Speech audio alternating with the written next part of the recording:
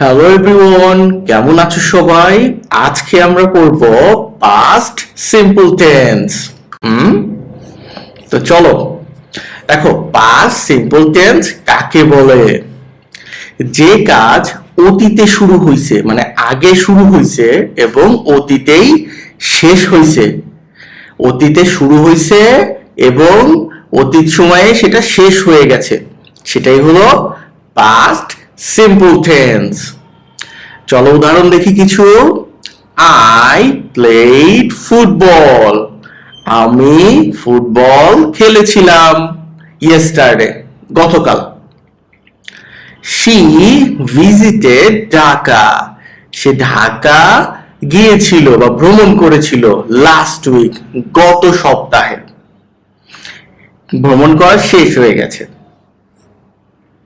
আচ্ছা, কেন আমরা এই পাস্ট সিম্পল টেন্স ব্যবহার করি? আমাদের কথা বলার সময়, ভাব প্রকাশের সময় অতীতের শেষ হওয়া কাজ বা ঘটনা বর্ণনা করতে হয়, অতীতের অভ্যাস সেটাও এক্সপ্লেইন করতে হয়, অথবা অতীতের কোনো ঘটনাও দেখাতে হয়। এই সবগুলোর জন্যই আমাদের পাস্ট সিম্পল টেন্স ব্যবহার করতে হয়।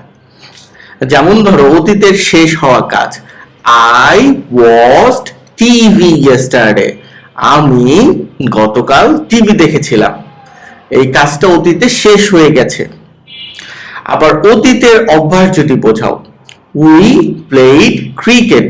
আমরা ক্রিকেট খেলছিলাম বা খেলতাম every afternoon, প্রত্যেক বিকেলে। তো আগে খেলতা, এখন আর খেলো না। যদি এখন খেলো তাহলে কি হতো?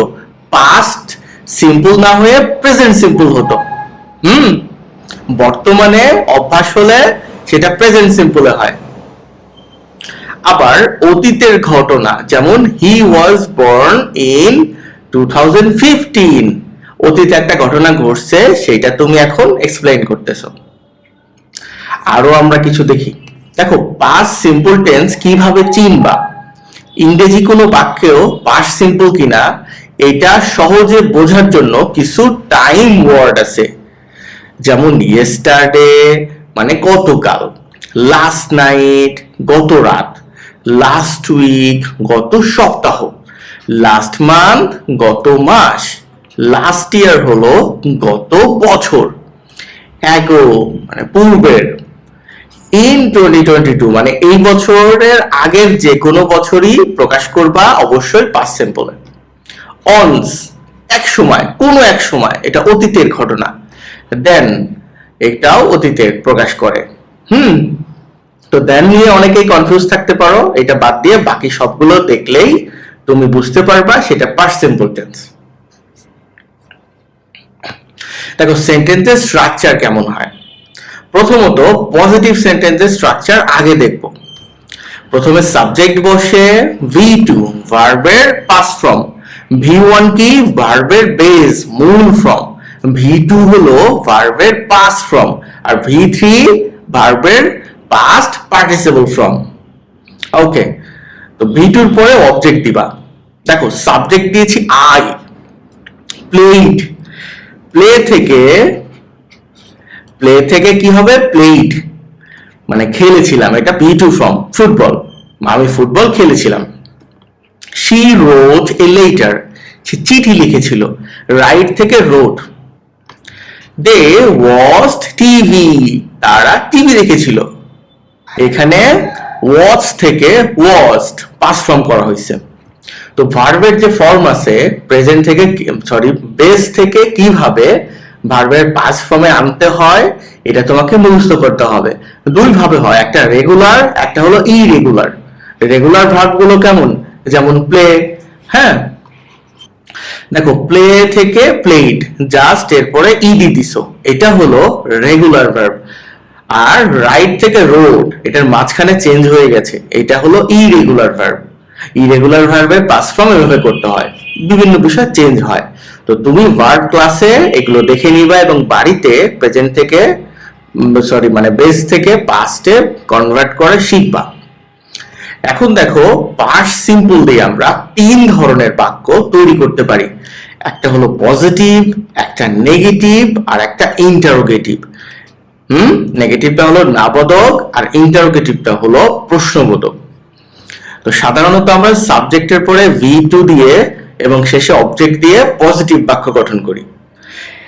যদি এই পজিটিভ বাক্যগুলো তুমি নেগেটিভ করতে চাও, জাস্ট তোমাকে ডিড নট বসাইতে হবে V1 এর আগে। এখন তুমি বলতে পারো স্যার ছিল V2 হয়ে গেল V1 কেন? তুমি যখনই ডিড নট ব্যবহার করবা বা ডিড ব্যবহার করবা, তারপরে ভার্বের সবসময় V1 ফর্ম বসাবা, কখনোই V2 বসাবা না। দেখো ইন্টারোগেটিভে কি করতে হবে? ডিড সামনে দিতে হবে, ডিড তারপর সাবজেক্ট আবার সেই ভার্বের V1। কেন? কারণ তুমি ডিড ব্যবহার করছো। এখন দেখো আই প্লেড ফুটবল, সাবজেক্ট ভার্বের পাস্ট ফর্ম বা V2 ফর্ম তারপর অবজেক্ট। এখানে দেখো আই ডিড নট, ডিড ব্যবহার করছি, তাহলে ভার্বের কি ফর্ম হবে হইছে? এটা বেস ফর্ম হইছে, V1 form. I did not play football। এটাকে যখন ইন্টারোগেটিভ করবা তখন কি হবে? ডিড সামনে আসবে, ডিড ইউ এখানে আবার সেই V1 প্লে ফুটবল। শিক্ষার্থীরা এখানে প্রচুর ভুল করে, তারা পাস্ট সিম্পলে আই প্লেড দেয় পজিটিভ বাক্যে, নেগেটিভে গিয়ে ডিড ব্যবহার করার পরেও তারা এখানে ভার্বের পাস্ট করে দেয়, অথবা ইন্টারোগেটিভে ভার্বের পাস্ট করে দেয় বা V2 ফর্ম করে দেয়। এতে সমস্যা হয়, ভুল হয়। দেখো পার্থক্য আরো কিছু দেখো, I played football, I did not play football. ভার্বগুলো খেয়াল করো, did I play football? She watched TV, সে টিভি দেখেছিল। শি ডিড নট ওয়াচ থেকে কি হয়েছে? ওয়াচ, টিভি ছিল, ওয়াচড হয়েছে ওয়াচ। আবার দেখো ডিড শি আবার সেই ওয়াচ, টিভি। তাহলে কি দাঁড়াচ্ছে? তুমি পজিটিভ বাক্যে ভার্বের সাথে ইডি যোগ করবা রেগুলার হলে, অথবা ইরেগুলার হলে তুমি নিয়ম অনুযায়ী কি করবা? ভার্বের V2 ফর্ম দিবা। আর যখনই সেখানে ডিড দিয়ে বা ডিড নট দিয়ে তুমি কোনো বাক্য করবা, নেগেটিভ হোক বা ইন্টারোগেটিভ হোক, সবসময় ভার্বের V1 ফর্ম দিবা। দেখো they visited Cox's Bazar, they did not visit Cox's Bazar. ছিল visited হইছে visit। আবার দেখো ছিল visited, ইন্টারোগেটিভে হইছে visit, did they visit Cox's Bazar? তাহলে তোমরা পাস্ট সিম্পল টেন্স নিয়ে কোনো কথা থাকলে, কোনো প্রশ্ন থাকলে অবশ্যই কমেন্টে আমাকে জানাও। ভালো থেকো সবাই।